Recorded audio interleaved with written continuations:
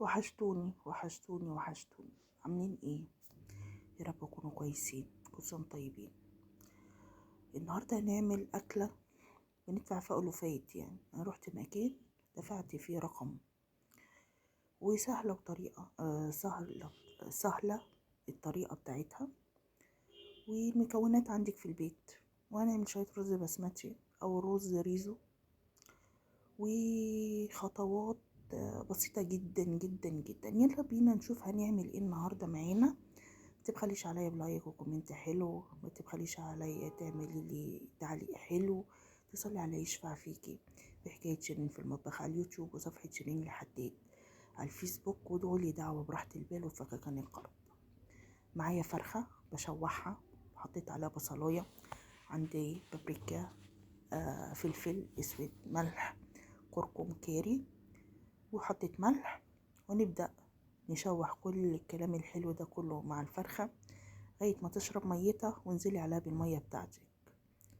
تمام، خليها تستوي كده نص ساعة على النار او ساعة الا ربع على النار لغاية لما نعمل الرز بتاعنا. معايا حتة سمنة او مادة دهنية زي انت ما حابة، كاري، كركم، جوز الطيب، قولوا معايا ورق لورا. تمام، معايا عودين وحدتين قرنفل. طبعا المية غليت، نزلت بالرز بتاعي. انا عارفة المعيار بتاع الرز بتاعي، بحط المية بتاعته عليه، انا فاهمة. البسمتي عليه 1.5 مية. هنعمل هنا الخلطة بتاعت الايه الكنتاكي بتاعتي اللي طبعا استوت. معايا فيجيتار، تمام، الكمية على حسب الفراخ اللي انت عاملاها. معلقتين نشا، معلقتين دقيق. هنحط عليها بقى البهارات بتاعتي، هنحط عليها فرم فليكس، قرن فليكس، معلش حطوا كده زي انتم عايزين على قد ما تقدروا. معايا كاري، معايا كركم، معايا شطة، معايا بابريكا، ومعايا فلفل اسود، معايا شوية قولوا معايا بيكنج باودر. ده بيكنج باودر يا جماعة. معايا اللهم صل على النبي ملح. اقول لكم المقادير تاني: ملح، كاري، كركم، بابريكا، بيكنج باودر، شطة، ملح.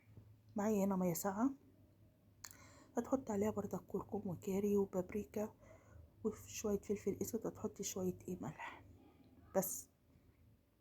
قلبي كل الحاجات الحلوة دي مع بعضيها. تمام، كل احلى كنتاكي، احلى تتبيلة واحلى طبقة، وعاملاها في البيت.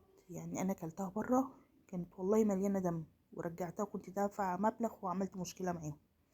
من ساعتها بقالي كام سنة كده جات لي قرفة منها، ورحت مول من المولات. تاكلوا ايه يا ولاد، تاكلوا ايه؟ قالوا لي ناكل كنتاكي. افتكرت الواقع، والله طلبت طلبين عائلي بمبلغ. والله قمنا جعانين ورحنا في وسط البلد، لقينا واحد اسمه ابو عبد بتاع مكرونه، نزلنا كملنا اكلنا عنده. يعني كان يوم، يعني كان مبلغ في الاكل. معاك زيت الغزير بتاعك، تمام. بتبدأي تحطي الكنتاكي بتاعك او الفراخ بتاعتك، تحطيها في الميه، وبعد كده في التتبيله، وبعد كده ترجعي تاني الميه، وبعد كده تحطيها في التتبيله، تخلصي الكميه بتاعتك. تمام، بعد كده الزيت بتاعك سخني كويس وانزلي بالتتبيله كلها، تكوني حطاها مره واحده. الزيت اهوت مش غامق ولا حاجه، اهوت دي كاميرا ظلمه والله. تمام، والرز مش حكايه، الرز طبعا على النار لا استوى كمان. متبخليش عليا، تصلي على يشفع فيكي، كومنت حلو، وديلي دعوة حلوة براحة البال وفككان القرب. يا رب أكون عند حسن ظنكم، شرفتوني ونورتوني. بصوا بوريكم هنا القرمشة والرز هنا مفلفل، بصوا ازاي، ومفيش اي ديكورات عملتها عشان اوريكم على الطبيعة الاكل اهوت.